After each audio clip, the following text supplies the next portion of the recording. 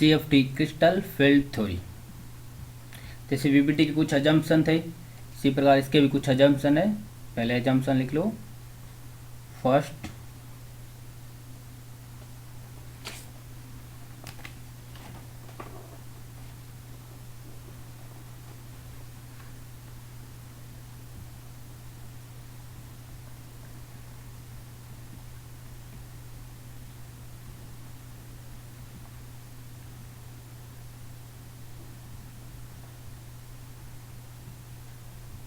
Based on ionic description. जैसे VBT क्या मानता है, कोवलेंट बॉन्ड कि हाइब्रिडाइजेशन से पहले हाइब्रिडाइजेशन होता है, उसके बाद बॉन्ड बनता है। CFT क्या बोलता है, आयनिक डिस्क्रिप्शन कि मेटल को कुछ एक आयन मानेगा और लिगेंड को कुछ दूसरा आयन मानेगा। जैसे मैं सेकंड पॉइंट में बताता हूँ कि पॉइंट नंबर 2 के अंदर इसने लिगेंड को माना पॉइंट नेगेटिव चार्ज,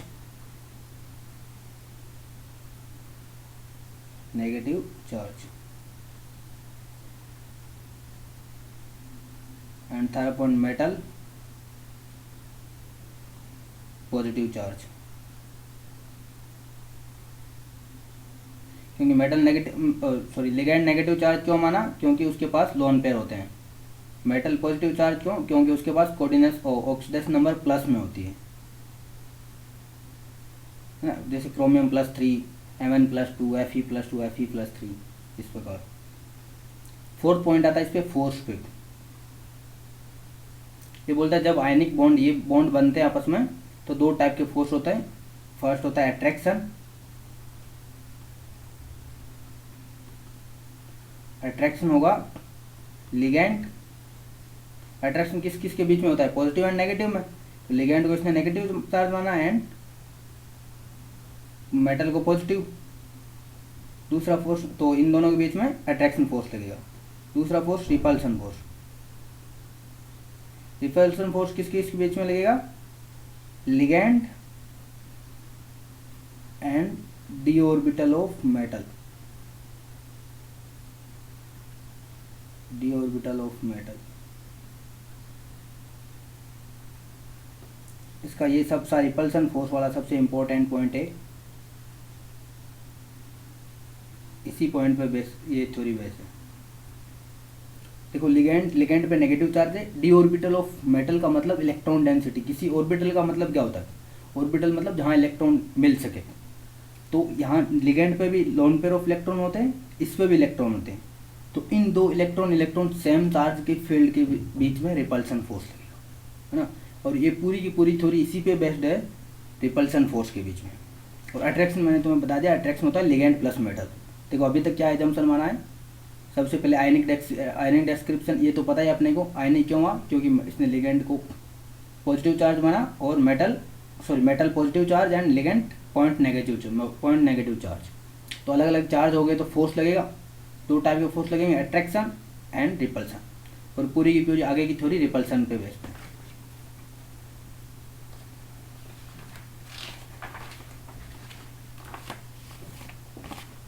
देखो अब रिपल्सन किस किस के बीच में लगेगा, d ऑर्बिटल एंड लिगेंड के बीच में।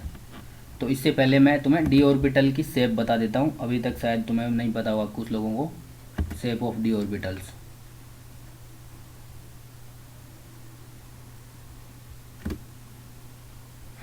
ये देखो, ये सारी की सारी शेप, सारे d ऑर्बिटल्स। d ऑर्बिटल क्या 5 टाइप के होते हैं, एक dYz, dXy, dXz, ठीक है। दूसरे स्क्वायर वाले होते हैं dZ², dX², Y²। देखो अब इससे ध्यान से देखो, dYz जैसे मैं बता रहा हूँ, dXy। अब ये जो ब्लू कलर का दिखाई दे रहा है, ये ब्लू कलर क्या है, इलेक्ट्रॉन डेंसिटी, मतलब यहाँ इलेक्ट्रॉन मिल सकते हैं। तो dXy के अंदर क्या है, x and y, x axis and y axis के बीच का एरिया पूरा।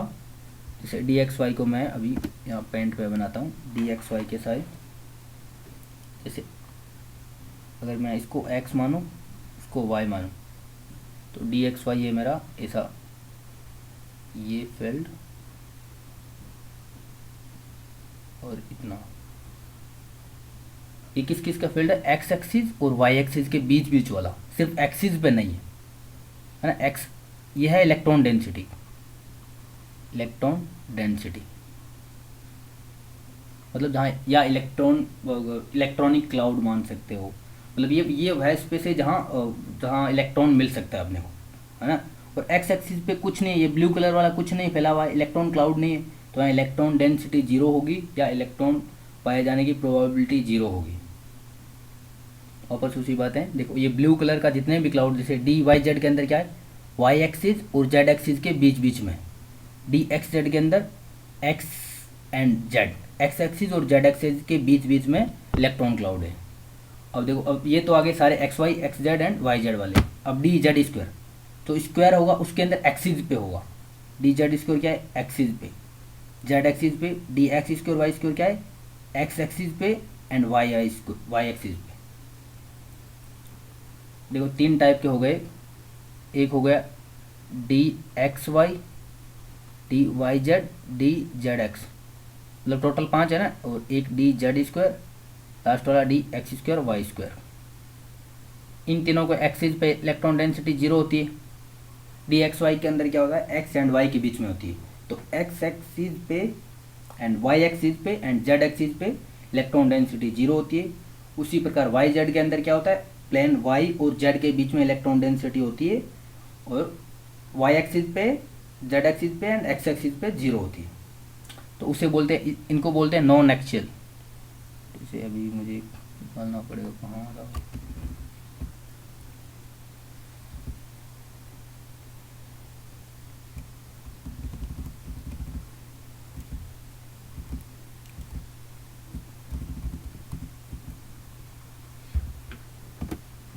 1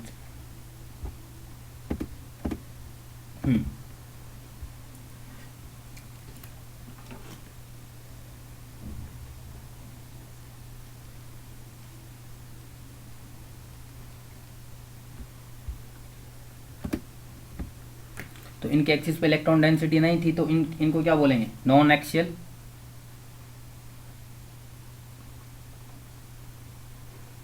और ये दो, इनके बीच में थी electron density, D z square में क्या था सिर्फ जेड पे था, एक्स स्क्वायर वाई स्क्वायर में क्या था एक्स पे एंड वाई पे, तो इनको बोलेंगे एक्सियल। ये नॉन एक्सियल, नॉन एक्सियल। इनको ये भी बोलते हैं टी टू जी, इन तीनों को बोलते हैं टी टू जी, एंड इन दोनों को बोलते हैं ई जी। टी टू जी जो स्पेक्ट्रोस्कोपी, जो स्पेक्ट्रम होता है डी ट्रांजिशन मेटल्स का, स्पेक्ट्रम से आया है, जो अभी अपने को इस टॉपिक के बारे में वो स्पेक्ट्रम नहीं पढ़ना, अभी जेई के सिलेबस में नहीं है, तो इसको वहाँ से ये नाम आता है टी टू जी एंड ई जी, तो वहाँ से कुछ तो थ्योरी डेवलप होती है और फिर उसका नाम टी टू जी एंड ई जी आता है। अभी तुम याद रख लो इसका, इन तीनों को नॉन एक्सियल को तो पता चल गया कि नॉन एक्सियल क्यों बोलते हैं, क्योंकि एक्सिस पे इलेक्ट्रॉन डेंसिटी नहीं होती, और एक्सियल क्यों बोलते हैं, जिनके एक्सिस पे इलेक्ट्रॉन डेंसिटी होगी।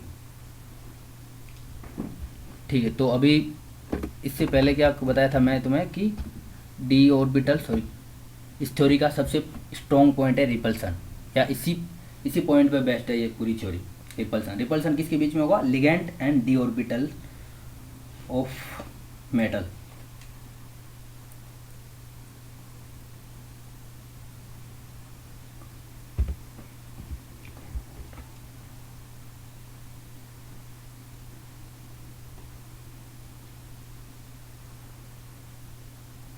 अब देखो कोऑर्डिनेशन नंबर 8 के लिए पढ़ेंगे CFT, crystal field theory. Coordination number 8 नहीं होता है, कोऑर्डिनेशन नंबर 6। इसके अंदर कितने D2sp3 हो सकता है एंड sp3d2 हो सकता है, ज्योमेट्री में है ना, D2sp3 होता है और sp3d2 होता है। अब अपन ये थ्योरी अपने को बताएगी कब D2sp3 होगा और कब sp3d2 होगा।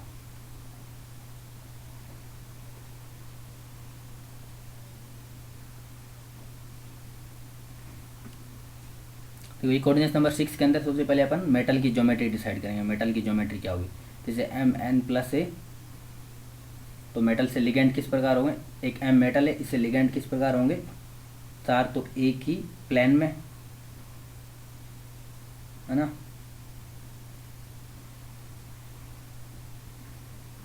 2 किस प्रकार होंगे, एक इस प्लेन से बाहर निकलते हुए और एक इस प्लेन से अंदर जाते हुए। और अब देखो डी ऑर्बिटल्स किस प्रकार हैं, सारे के सारे डी ऑर्बिटल्स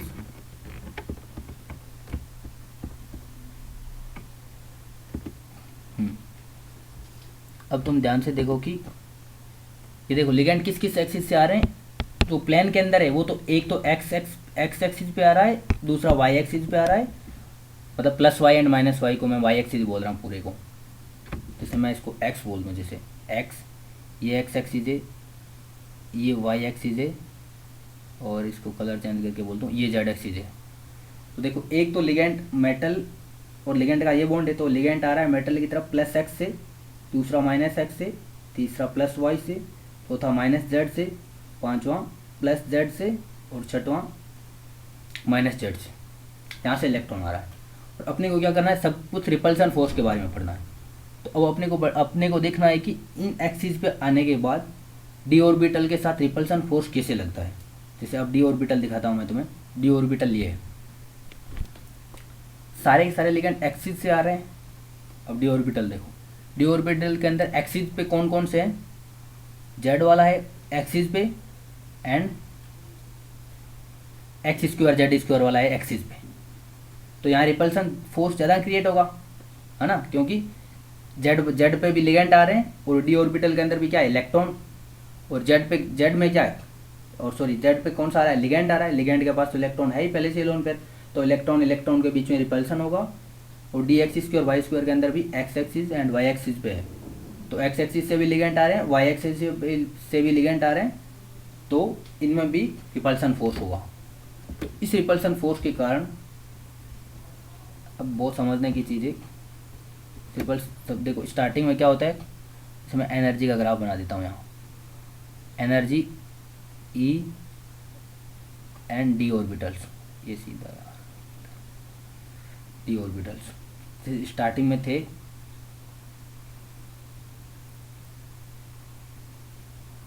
ये डी ऑर्बिटल्स। अब देखो रिपल्सन फोर्स के कारण ये दो डी ऑर्बिटल ऊपर चले जाएंगे, मतलब इनकी एनर्जी ज़्यादा हो जाएगी। ध्यान से देखो दो डी ऑर्बिटल कौन कौन से जा सकते हैं, d z square and d x square y square, क्योंकि इनमें ज़्यादा रिपल्सन होगा। ज़्यादा रिपल्सन मतलब ज़्यादा एनर्जी, जितना ज़्यादा रिपल्सन क्रिएट होता है, रिपल्सन क्रिएट कब होता है, जब ज़्यादा एनर्जी होती है, या ये बोल सकते हैं कि जहाँ ज़्यादा रिपल्सन होगा वहाँ एनर्जी ज़्यादा होगी, तो इनकी एनर्जी बढ़ जाती है। अब देखो टोटल सिस्टम की एनर्जी सेम करने के लिए जो बीच में तीन बचते हैं, d x y, d y z, d z x, वो उनकी एनर्जी कम हो जाती है।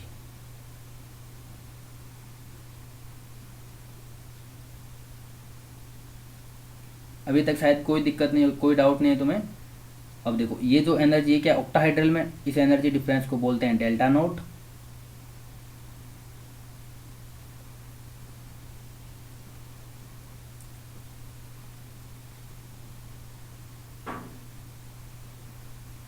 इनकी +3/5 डेल्टा नोट बढ़ गई, एक डी ऑर्बिटल की बात करूं तो, और इनकी -2/5 डेल्टा नोट।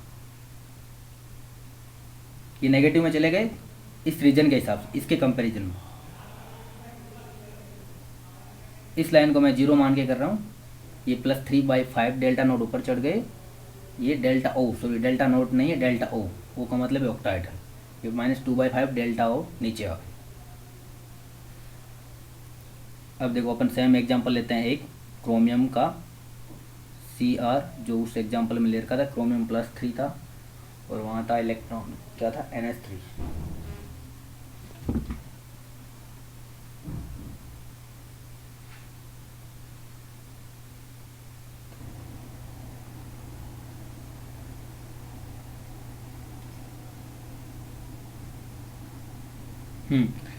अभी तक अपने को क्या पता चला है कि डी ऑर्बिटल 500 डी ऑर्बिटल अलग अलग, सॉरी 2 डी ऑर्बिटल अलग एनर्जी पे चले जाते हैं, 3 डी ऑर्बिटल अलग एनर्जी पे चले जाते हैं।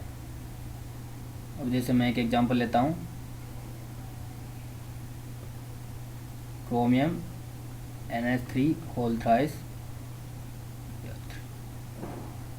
क्रोमियम का ऑक्सीडेशन नंबर क्या है, +3, ऑक्सीडेशन नंबर निकालना आता होगा सभी को।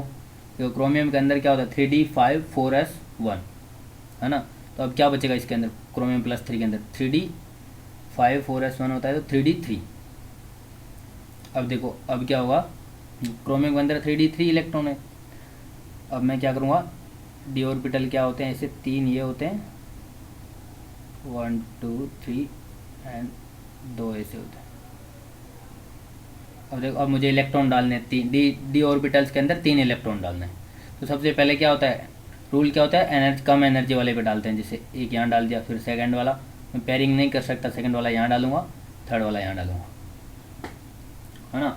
तो अब देखो कोऑर्डिनेट नंबर क्या चाहिए इसको, 3 एंड 3 6 बॉन्ड बनाने हैं टोटल।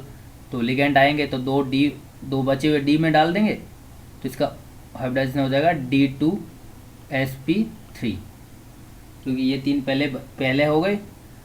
फिर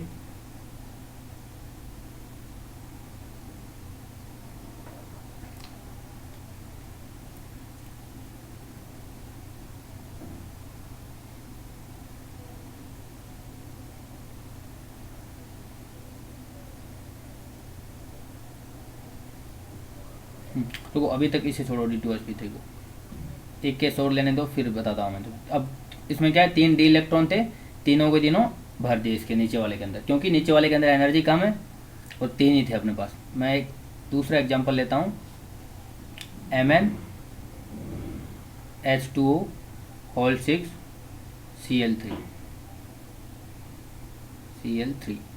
Mn का ऑक्सीडेशन नंबर क्या है +3। +3 में क्या होता है Mn, नॉर्मली क्या होता है 3D5 4S2, तो क्या होगा 3D4। अब देखो डी इलेक्ट्रॉन कैसे भरेंगे, इस प्रकार है डी इलेक्ट्रॉन 3, नेक्स्ट वाला है 2, है ना। तो मैं इलेक्ट्रॉन डालूंगा, पहले लोअर एनर्जी से स्टार्ट करूँगा 1 2 3। अब देखो अब एक और डी इलेक्ट्रॉन बचा है। अब मैं डी इलेक्ट्रॉन यहाँ डालूँ, एक मिनट रेड कलर से दिखा देता हूँ, एक तो यहाँ डाल सकता हूँ, एक यहाँ डाल सकता हूँ, है ना। ये चीज़ किस पे डिपेंड करेगी, सबसे पहले सबसे मेन पॉइंट ये होता है कि जिसके अंदर एनर्जी कम होती है, जैसे N+ रूल पड़ा हुआ, जिसके अंदर एनर्जी कम होगी वहीं इलेक्ट्रॉन सबसे पहले भरेंगे, ठीक है। तो अब देखो एनर्जी ये इन दोनों के बीच में तो डेल्टा नॉट है डिफरेंस, जो एनर्जी ये तो एक इलेक्ट्रॉन भरा हुआ है किसी ऑर्बिटल में, दूसरे इलेक्ट्रॉन भरते हैं, उसे बोलते हैं पेयरिंग एनर्जी P। तो अगर P कम है डेल्टा नोट से तब तो मैं पेयरिंग कर दूंगा, अगर P डेल्टा नोट से कम नहीं है, मतलब डेल्टा नोट कम है P से, तो क्या करूंगा मैं ऊपर डाल दूंगा ये इलेक्ट्रॉन। तो नेक्स्ट वाला इलेक्ट्रॉन है ये ऊपर डाल दूंगा। ये कौन डिसाइड करता है, स्ट्रॉन्ग फील्ड एंड, अभी तक स्ट्रॉन्ग फील्ड के बारे में तुम्हें पता नहीं, अभी बताऊंगा मैं strong field and weak field. क्योंकि लास्ट वाले इलेक्ट्रॉन के पास अपने को 2 पोजीशन आ गई ना, एक तो यहाँ डाल सकते हैं नीचे वाले डी में और एक ऊपर वाले में, और 2 टाइप की एनर्जी, एक तो पेयरिंग एनर्जी, अगर मैं नीचे वाले में डालूंगा तो मुझे पेयरिंग एनर्जी खत्म होगी क्योंकि सब पहले से इलेक्ट्रॉन पड़ा है, दूसरा वहाँ जाके इलेक्ट्रॉन डालूंगा तो रिपल्सन होगा और मुझे एनर्जी लगानी पड़ेगी, ठीक है। दूसरी बात ये है कि इस स्टेज से दूसरे स्टेट में जाऊँगा, ऊपर डालता हूँ तो भी मुझे एनर्जी लगाने की ज़रूरत पड़ रही है। अब ये डिसाइड करेगा strong field and weak field, weak field कि स्ट्रॉन्ग फील्ड हुआ तो मैं क्या करूँगा, स्ट्रॉन्ग फील्ड हुआ तो मैं इलेक्ट्रॉन यहाँ डाल दूंगा, मतलब pairing energy is less than delta not. अगर वीक फील्ड हुआ तो delta not is less than pairing energy. Strong field हुआ तो इलेक्ट्रॉन अपन पेयरिंग कर देंगे, क्योंकि पेयरिंग एनर्जी उस टाइम कम हो जाती है डेल्टा नोट से, डेल्टा नोट ज़्यादा होता है। वीक फील्ड के अंदर डेल्टा नोट कम होता है पेयरिंग एनर्जी से, तो अपन ऊपर डाल देंगे, क्योंकि अपने को क्या काम करना है असली लास्ट में, अपने को फाइनल में वही काम करना है जिसमें एनर्जी कम लगे।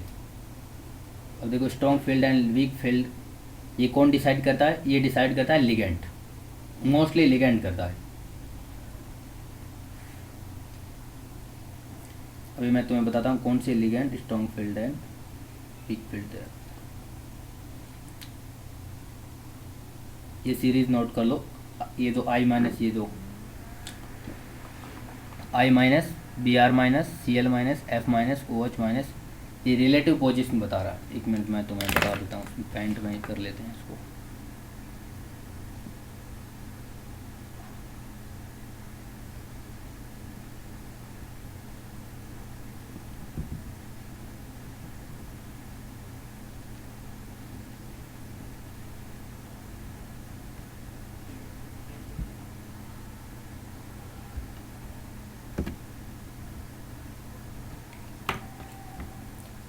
सीरीज में लिगेंड क्या थे, पहला था आई माइनस सबसे कम, मतलब अभी मैं बताऊंगा कौन कौन से वीक फील्ड के, कौन कौन से, b r minus, f o h minus, H2O,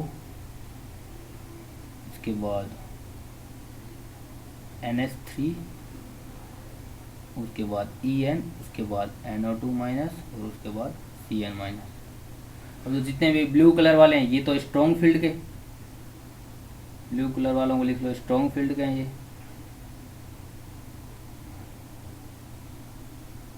और ये जो ब्लैक वाले हैं वो है वीक फील्ड के। तो स्ट्रॉन्ग फील्ड में क्या कर देंगे अपन, पेयरिंग कर देंगे, क्योंकि वहाँ पेयरिंग एनर्जी, वहाँ क्या है, पेयरिंग एनर्जी कम है, पेयरिंग एनर्जी कम है डेल्टा नोट से। तो क्या होगा, कम एनर्जी वाला काम करेंगे। अगर पेयरिंग एनर्जी कम है डेल्टा नोट से, तो जिसमें एनर्जी कम खत्म होगी वही काम करेंगे। तो अपन क्या करेंगे, इलेक्ट्रॉन पेयर करवा देंगे, जो फोर्थ इलेक्ट्रॉन आता है। फिफ्थ के अंदर भी वही बात होगी, सारे इलेक्ट्रॉन, फिर फिफ्थ एंड सिक्स्थ सारे इलेक्ट्रॉन के लिए वही बात होगी। स्ट्रॉन्ग फील्ड के अंदर जितना यहाँ पेयर करवा सकते हैं उतने पेयरिंग कर दें। या 3 इलेक्ट्रॉन और आ सकते हैं ना टोटल नीचे वाले डी में। तो अगर स्ट्रॉन्ग फील्ड का हुआ तो नीचे वाले डी में 3 इलेक्ट्रॉन डाल देंगे। अगर वीक फील्ड का हुआ तो ऊपर वाले पहले दोनों भरेंगे, फिर पेयरिंग करेंगे नीचे से। अभी थोड़ा डाउट है तो अभी एग्जाम्पल में क्लियर हो जाएगा।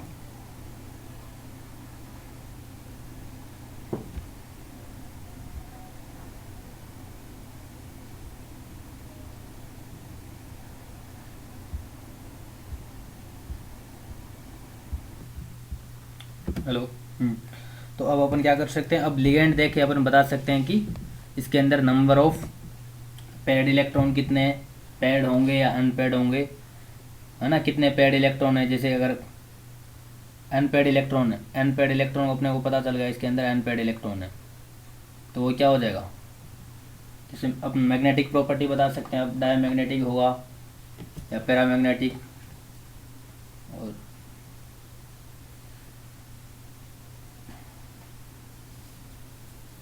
और क्या बता सकते हैं, और क्रिस्टल की शेप बता सकते हैं कि sp3d2 होगा या d2sp3 होगा।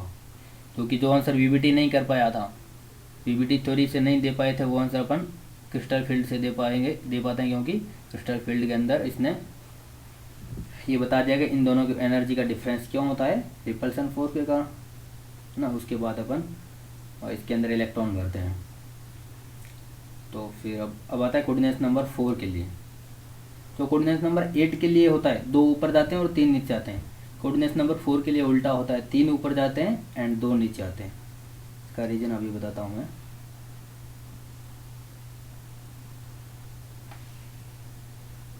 जैसे कोऑर्डिनेट नंबर 4,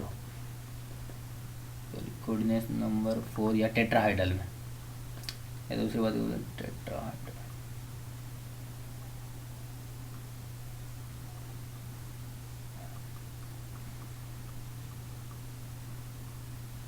टेट्राहाइड्रल कॉम्प्लेक्स में।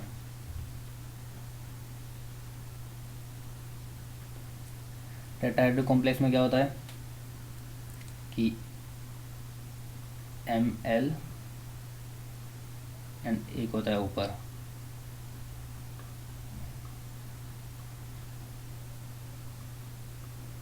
मेटल लिगेंड बॉन्ड इस प्रकार होते हैं, ठीक है। तो इसमें क्या होता है कि जैसे लिगेंड आते हैं मेटल के पास, तो डी ऑर्बिटल, तो d x y, d y z and d x z, इसमें क्या होता है, ये नॉन एक्सियल ऑर्बिटल्स होते हैं, जिसमें एक्सिस के बीच के अंदर इलेक्ट्रॉन डेंसिटी होती है ना। तो एक्सिस के बीच के अंदर होती है, तो इसके अंदर क्या होता है कि एक्सिस के बीच वाले के अंदर रिपल्सन ज़्यादा होता है। जो एक्सिस के बीच में होता है उनमें रिपल्सन ज़्यादा होता है, इसलिए ये क्या करते हैं, नॉर्मल से ये तीनों ऊपर चले जाएंगे और जो एक्सिस पे होते हैं वो दोनों नीचे आ जाएंगे। तो कोऑर्डिनेशन नंबर 4 या टेट्राहेड्रल कॉम्प्लेक्स के अंदर इस प्रकार होता है। और आगे का सेम मेथड है अपन इलेक्ट्रॉन भरने का, वही अपने को वो सीरीज यूज करनी है जिसके अंदर अभी मैंने तुम्हें लिखाया कि ब्लू वाले सारे के सारे स्ट्रॉन्ग फील्ड के होंगे जो पेयरिंग कर देंगे, और जो ब्लैक वाले थे वो सारे के सारे वीक फील्ड के हैं जो पेयरिंग नहीं करें। उसके बाद एग्जाम्पल अपन नेक्स्ट लेक्चर में पढ़ेंगे।